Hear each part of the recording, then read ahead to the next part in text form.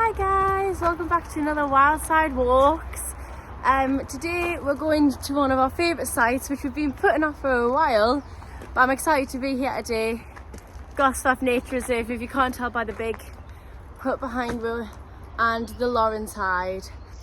I'm Amelia, this is Lekshmi eating our lovely jam scone, and we are student naturalists at the NHSN. NHSN own this lovely nature reserve, so we do know this place quite well, so hopefully you're going to see some good stuff, and we're not going to be as rusty as identifying any of the plants and animals that we usually are. So come join us. We're just going to go for a nice stroll. I don't think we're going to do the whole loop, if you members know what that means, but we'll have a look at some of the hides and see what we can find. Lekshmi's been around and apparently there's lots of birds out. Yeah.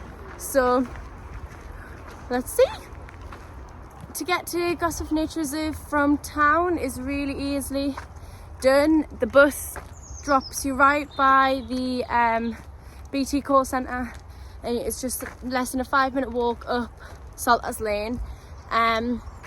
Or you can drive like I did, but it's literally just a 10-minute bus.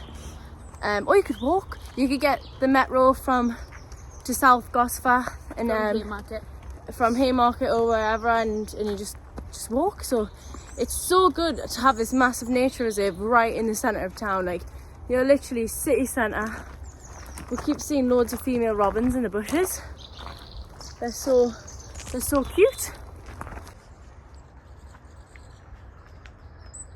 So to your left, we've got this huge field that's really famous, very popular among deer.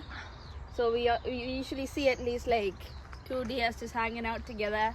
Just earlier I saw 2 just poking out of the long grass of what it is now, but don't think there's any out and about. Yeah, but if you come for a visit and you stay for like 2-3 hours, or maybe even just 1.5 hours, maybe you'll definitely see a deer. Yeah, I mean, even if I'm driving past, like, in the morning on the way to work, I drive down the road and I look my head to the right and you can see deer in the fields. Yeah. So just to the right to the path, we've got this eco loo you can use. If anyone ever wondered what that is, it's an eco loo, and it allows those who don't want to pee in the wild to pee with a bit of comfort. So I've spotted a bird of prey there, but I'm not very good at identifying them just from like their silhouettes. So to be fair, the way it's just the one. I think the way their wings were a bit upturned at the end, I think they were buzzards. Really? Well, it was only one that was, I don't know. This is why I need to like learn more of this stuff so that you can, because at those points, even looking up through my binoculars probably wouldn't have helped because it was so far away. Deer in the field.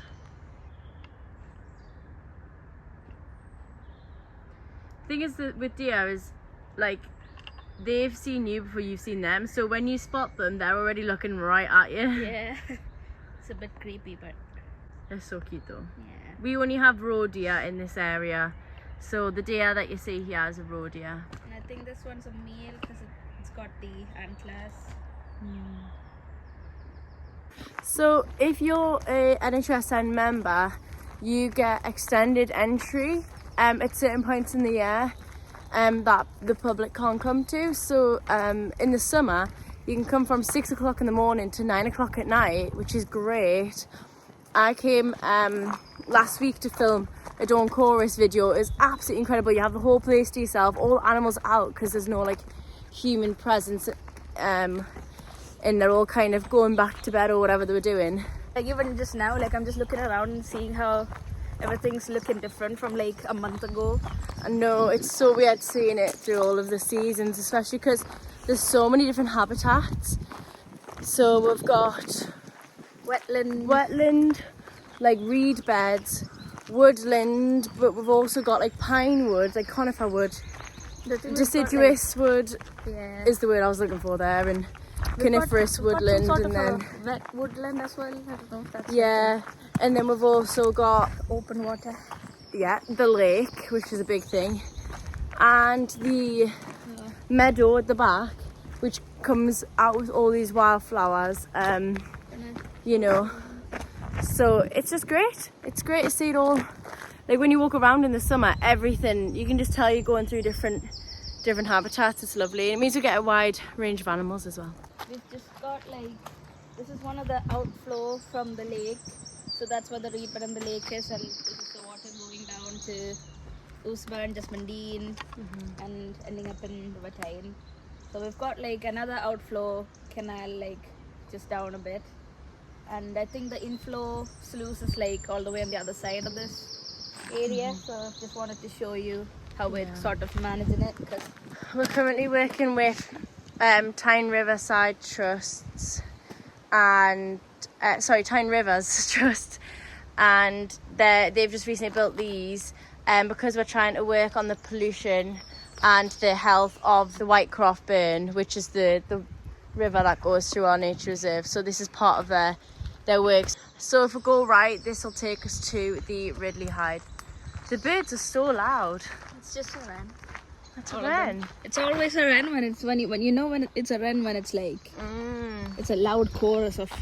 I'm sure we'll hear some warblers in a minute as soon as we get into the reed bit. Yeah. Well, it's time for you to come along on this long reed walk, this gorgeous lush walk we've got.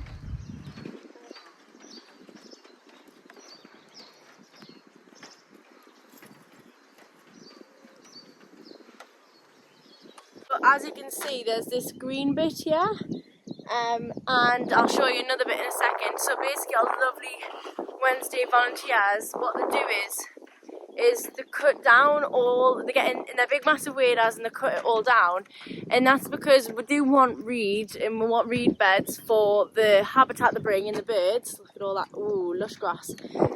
But actually it can be a problem because it grows really, really quickly, and then it can end up actually taking up the whole lake, and in order for them to be healthy habitats they do need cut down and managed, and so that's one of the ways that we do that. I'll also quickly show you, it's not quite relevant just yet. When it gets a bit more into summer, walking along these, all you see is dragonflies and damselflies. But if I take you, we've just gone left from where Lekshmi is. This is the mini pond, and it is just full of, if we bring a school group here, which we do a lot of outreach with school groups, we'll do like pond dipping here. And you'll get pond skaters, you'll just water boatmen, the lot. You'll just get all of it. It's a reed bunting sound. I think it's just a bit there.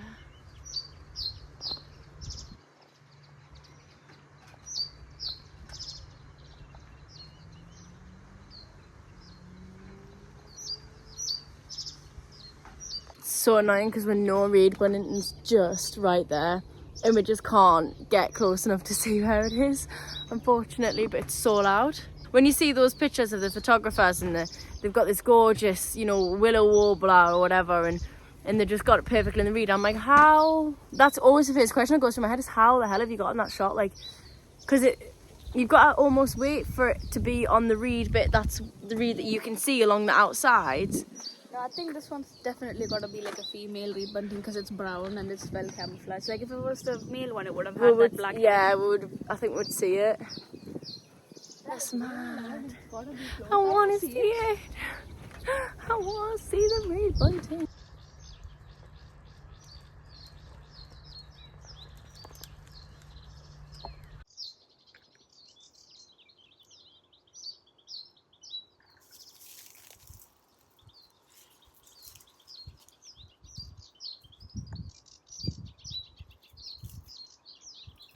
So I don't know if you just heard, but I just pulled out my Merlin, and we've got a house martin, a reed bunting, a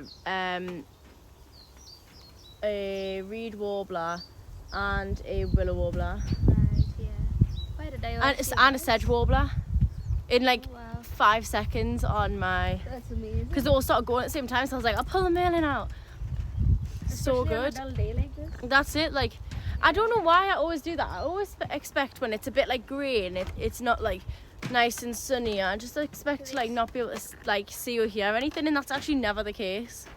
these precious little beautiful yellow flowers. This is the marsh marigold. They're gorgeous. They just brighten so up, bright. brighten They're up the like giant whole river. buttercups, aren't they? Yeah, actually though.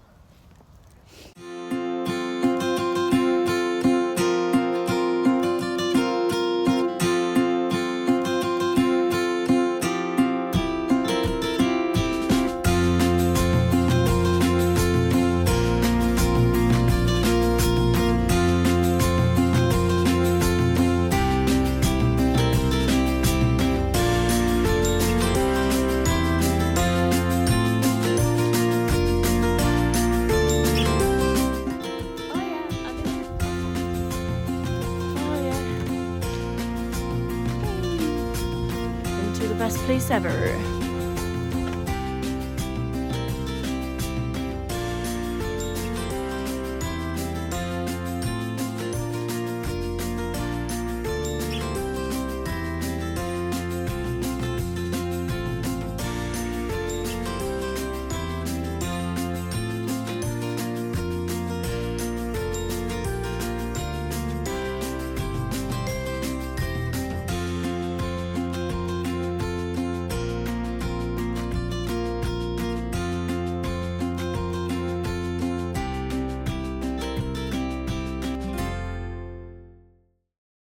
We've been looking out, observing, using a binocular, seeing what species are out here today.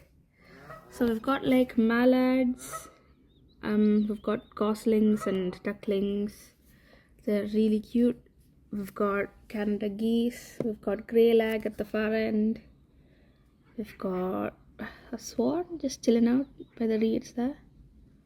Moorhen, coots, and black gulls and Arctic terns just waiting on the pole. I think they're sort of. They're not just normal terns. Oh, actually, I don't know. I'm just gonna say terns just to be safe. Yeah, I here, think but it's just a common tern. yeah, common tern. Yeah. Yeah. Yeah. I think I saw them like sort of in a defensive position, trying to get their platform back. Oh, look, one's just sitting on a corner, just seeing what the black-headed girl's up to. One side, sorry. Yeah, there they are. You see that little black bird just cleaning itself? That's the cormorant towards the, oh yeah, there it is, you can see it. Yeah, that's a cormorant. Gorgeous bird just landed here. Look at it. Look at it ruffle its feathers. Oh. Oh my god. Look at that plumage. Yeah. Yeah. Mm-hmm. What a wise man. Mm-hmm. That was so nice. There was actually quite a lot out. I do feel bad for the other person that was sat there because there is rules about being quiet. However, all you could hear was just going, there's this, there's that. So apologies to the photographer slash man that was in there. We have scared you away. But all in the name of science and wildside walks. So there you are. Yeah, honestly, that hide is obviously the best one here, and like, Yeah. I feel like you could spend a whole day there. Every time when I like volunteer at the welcome hut and I lock up, like I'll go there to like put the key in. I'm like, just a peek, and then I find that I've actually sat down for like at least 10 minutes, which doesn't sound like that much, but when you want to leave and like you've got to actually go around and lock up, then it actually is. So at Gosforth Nature Reserve we do get otters and badgers, and obviously there's the deer. The otters can sometimes be a very rare sighting where it's like no one's seen them, no one knows what's happening. Other times in a week it's like everyone who goes to nature reserve sees them. I've only ever seen them once, so they are still a bit elusive. But right now I know the otters, the baby otters, have just been kicked out. The mother said, you're fully grown. So Chris Wren, if you saw him on the Spring Wash, he's our otter guy and a great volunteer. And he said to me that he thinks that she could get pregnant within a week or so. So he set up extra camera traps to see if he can see if they're mating. And if she does get pregnant in the next couple of weeks, we'll have some new babies soon. isn't that exciting? Yeah. Oh, that'll be great. That's so I know. It's bad. They're just so cute. So we're just walking from the Ridley Hide to the Beck Hide, and en route the blossom is out. How pretty is that? I believe this is Hawthorn. Look how gorgeous. Oh, there's a bag. There's a bag. Oh, it's a moth. Where? Oh, it's gone. No! But it's just so pretty. It's mad because when you see hawthorn in the winter, it's the spikiest thing ever, and you just say, get that away from me. And then look at this. Look how pretty it becomes. See a bumblebee in there. There's quite a few pollinators around. Yeah.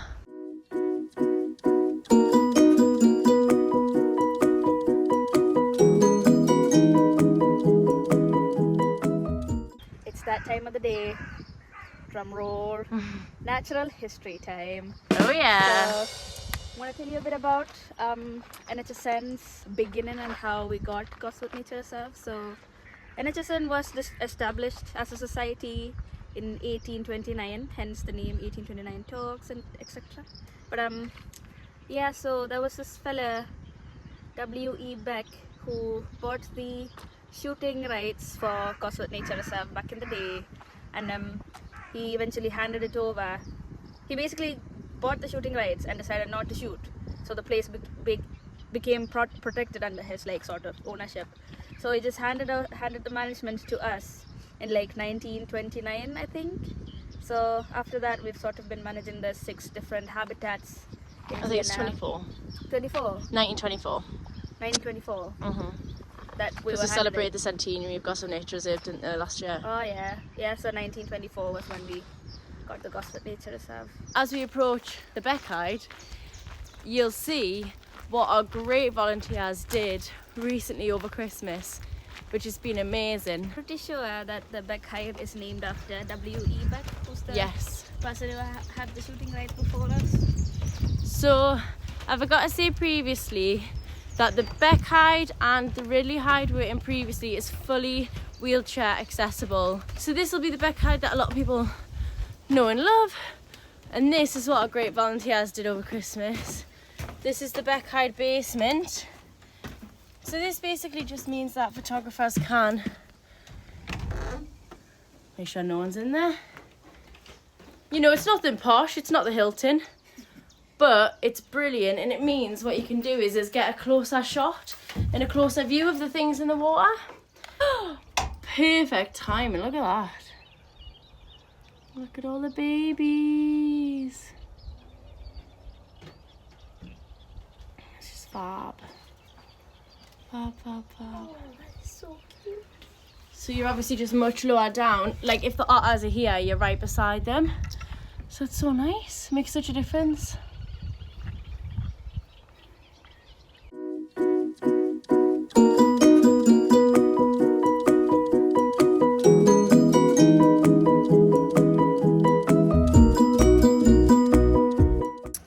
I forgot to say about the Beck Hide, that is usually where people say they see the otters, and it's a good spot to see and take photos of kingfishers. Whether that's true or not, I don't know, but that's what people say. I don't see them in there at all. But what do you think? I mean, neither, but I do feel like you've got to be like truly lucky on the day. It's definitely pure luck. Yeah, to be. 100%. I have seen a kingfisher, but that wasn't Ridley Hide, and it was just it just flew past. It wasn't like still on the Yeah. We couldn't really get like a close look on it there, so Pure luck. Yeah. So we're walking back the route we walked now, but if you come and you have a look at the map, there's 3 walks you can do at Gosforth Nature Reserve. So we could have continued on and gone all the way around and through the woodland and everything. We don't have time for that today, and it would be a long ass video for you to watch.